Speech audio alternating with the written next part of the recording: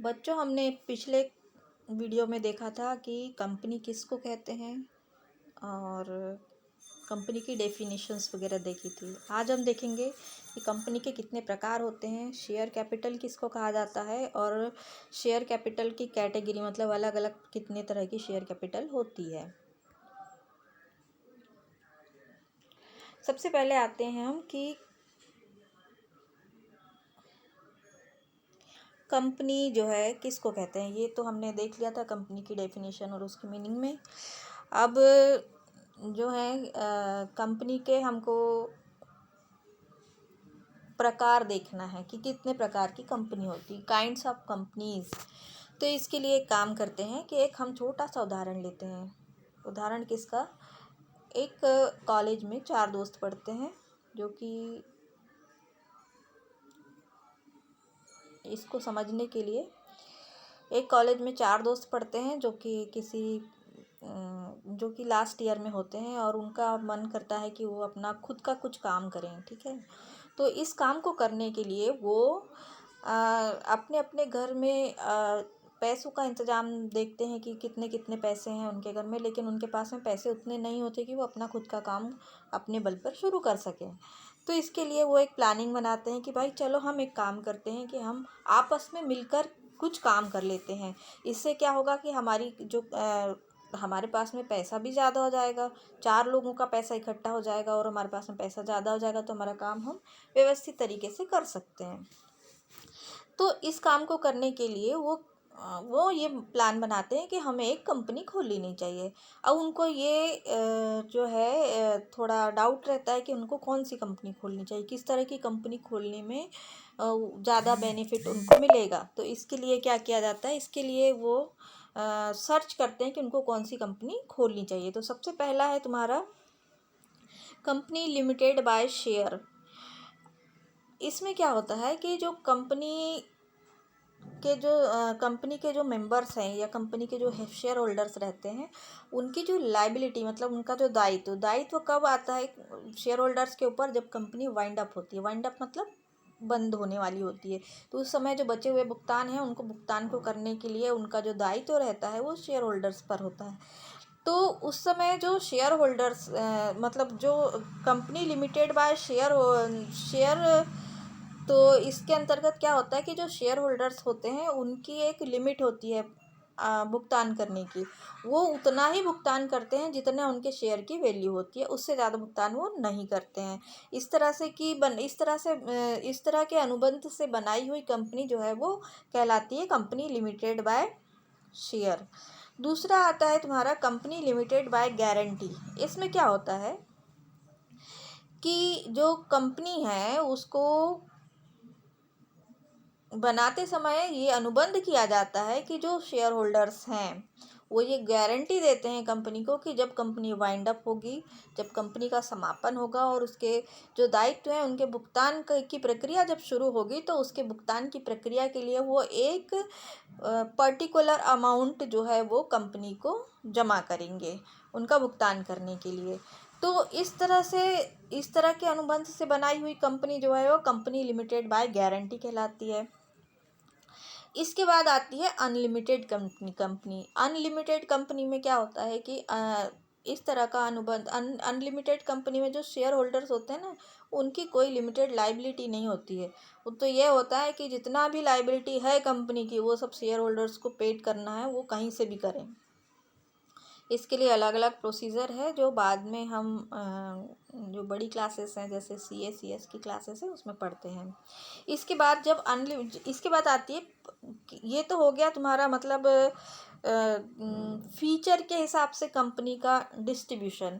इसके अलावा जो है नेचर के हिसाब से कंपनी 2 तरह की होती है, एक होती है पब्लिक कंपनी और एक होती है प्राइवेट कंपनी। पब्लिक कंपनी में क्या होता है कि पब्लिक कंपनी में जो कंपनी है वो अपनी कैपिटल को बढ़ाने के लिए कैपिटल के जो शेयर हैं वो इशू करती है और उसके लिए जो इनविटेशन है वो पब्लिक से बुलाती है। मतलब जो सेबी, इसका रजिस्ट्रेशन सेबी में होता है और ये जो है शेयर मार्केट्स के थ्रू इनको बेचा जाता है, जिससे कि पब्लिक जो है वो इनके शेयर खरीदे और इनकी जो कंपनी है उसकी जो कैपिटल है वो उनकी ज़रूरत के हिसाब से बढ़ जाती है और कंपनी के शेयर जो हैं वो पब्लिक के पास होते हैं। दूसरी होती है प्राइवेट कंपनी। प्राइवेट कंपनी में क्या होता है कि जितने शेयर होल्डर्स रहते हैं, जितने मेंबर्स रहते हैं जिन्होंने कंपनी खोली है वही शेयर होल्डर्स रहते हैं, उनकी कंपनी के शेयर किसी दूसरे व्यक्ति को नहीं बेचे जा सकते। कोई दूसरा व्यक्ति उनके रिश्तेदारों और उनके फैमिली मेम्बर्स के अलावा कोई दूसरा व्यक्ति उसको इन शेयर को खरीदने के लिए किसी दूसरे व्यक्ति को इनवाइट नहीं किया जा सकता। इस तरह की कंपनी जो है वो प्राइवेट कंपनी कहलाती है। अब बताओ कि वो चारों को क्या खोलना चाहिए, पब्लिक कंपनी खोलनी चाहिए या प्राइवेट कंपनी खोलनी चाहिए? प्राइवेट कंपनी खोलनी चाहिए। एग्जैक्टली क्यों? क्योंकि वो 4 मेंबर हैं और वो चारों ही वो 4 मेंबर हैं, वो 4 ये चाह रहे हैं कि वो साथ में मिलकर काम करें। वो ये नहीं चाहते कि पूरी पब्लिक मतलब जो उनकी जो कंपनी है उसकी उसके शेयर जो है वो पब्लिक में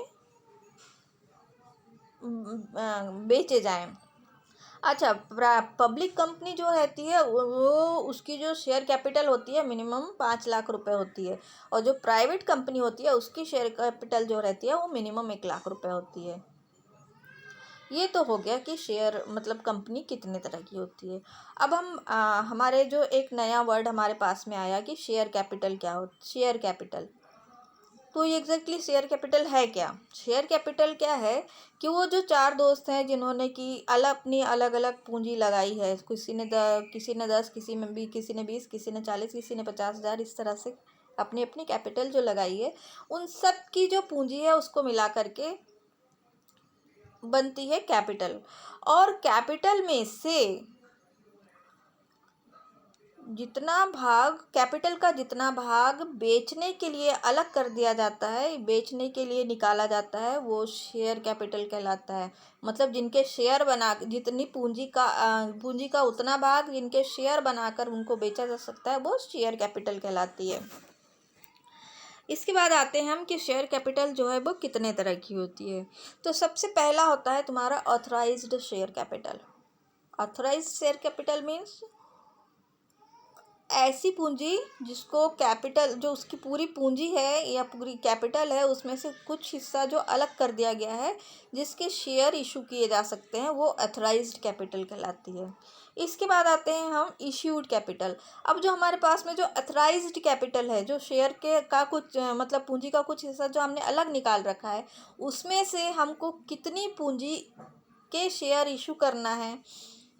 50,000 के, जैसे 5 लाख निकाल के रखे हैं लेकिन हम 50,000 के ही शेयर अभी इशू कर रहे हैं, तो 50,000 के जो शेयर हम इशू करेंगे तो वो कहलाएगी इश्यूड कैपिटल, उसको हम बोलेंगे इश्यूड। 50,000 की कैपिटल कितनी कहलाएगी? इश्यूड कैपिटल कहलाएगी। अब हमने 50,000 के जो शेयर हैं वो तो हमने निकाल दी कि भाई हमारे 50,000 के शेयर हैं जिनको हमको बेचना है, इनको हमने लिस्ट करा दिया कहाँ? शेयर मार्केट में। अब वहाँ से हमने इनविटेशन मंगाया पब्लिक में से कि हमारी जो शेयर हैं वो हमने इशू किए हैं, आप लोग खरीद लीजिए, ठीक है। तो जो पब्लिक जितने शेयर के लिए उनके पास में एप्लीकेशन भेजती है खरीदने के लिए, उतने शेयर जो हैं वो सब्सक्राइब्ड कैपिटल कहलाते हैं। जितनी शेयर कैपिटल के लिए पब्लिक शेयर खरीदने के लिए जितनी शेयर कैपिटल के लिए शेयर खरीदेगी वो कैपिटल जो है वो सब्सक्राइब्ड कैपिटल कहलाएगी। इसके बाद आता है तुम्हारा कॉल्ड अप कैपिटल। जनरली क्या होता है कि लोगों ने सब्सक्राइब कर लिया, क्या हुआ, क्या हमने 50,000 के शेयर इशू किए और उसमें से लोगों ने 25,000 के शेयर जो हैं वो सब्सक्राइब कर लिए। अब 25,000 के जो शेयर उन्होंने सब्सक्राइब किए तो जब सबसे पहले जब हमने एप्लीकेशन जब उनको दी थी तो उस समय उनसे कुछ पैसे मंगाए थे कि भाई है ना, जैसे 100 रुपये का शेयर है तो 100 रुपये का जो शेयर है तो उसके जो पैसे हम एक साथ नहीं मंगाते हैं, क्या करते हैं कि कुछ जो है उसको हम एप्लीकेशन के समय मंगा लेते हैं, कुछ अलॉटमेंट के समय मंगा लेते हैं और कुछ फर्स्ट सेकंड और फाइनल कॉल के समय मंगा लेते हैं। अब जैसे 100 रुपये की शेयर कैपिटल है, मतलब एक शेयर जो है वो 100 रुपये का है, तो उसमें हमने क्या किया कि एप्लीकेशन के समय हमने 20 रुपये मंगा लिए और अलॉटमेंट के समय हमने 20 रुपये मंगा लिए। अब क्या हुआ कि अभी हमको ज़रूरत नहीं, हम क्या करेंगे, जब हमको ज़रूरत होगी तब हम मंगाएंगे, कॉल करेंगे उसके लिए। उसके लिए हम आपके पास में कॉल भेजेंगे कि भाई आपका जो अमाउंट है फर्स्ट कॉल का, सेकेंड कॉल का, फाइनल कॉल का, तो आप वो जो अमाउंट है वो हमको पेड कीजिए, जमा करिए। तो जितने रुपए के लिए भी वो जो शेयर होल्डर्स हैं उनको जितने रुपए के लिए भी कॉल भेजी जाएगी वो कॉल्ड अप कैपिटल कहलाएगी।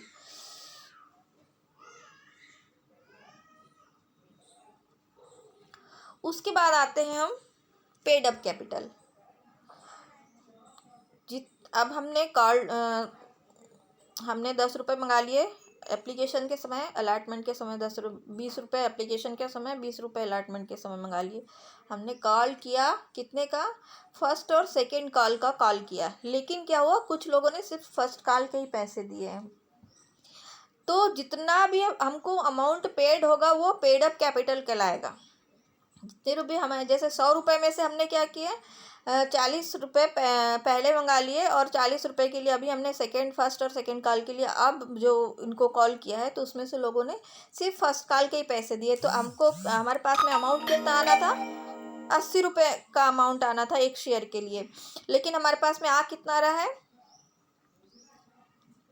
सॉरी 60, हाँ 80 रुपये का अमाउंट आना था, हमारे पास में आ रहा है 90 रुपये का, 60 रुपये का ही अमाउंट हमारे पास में आ रहा है। तो जो अमाउंट हमारे पास में आ रहा है उतनी कैपिटल जो है वो पेड अप कैपिटल कहलाती है। उसके बाद अनकॉल्ड कैपिटल। अभी क्या किया हमने कि हमने अभी तक एप्लीकेशन के पैसे बुला लिए हैं, अलॉटमेंट के पैसे बुला लिए हैं, फर्स्ट कॉल के पैसे बुला लिए हैं, सेकंड कॉल के पैसे बुलाए, लेकिन जो फाइनल कॉल है उसके पैसे हमने नहीं बुलाए हैं, वो है हमारी अनकॉल्ड कैपिटल। वो जो 20 रुपये हमारे बचे हैं वो अनकॉल्ड कैपिटल हैं। ओके बच्चों, आज का वीडियो हम यहीं समाप्त करते हैं।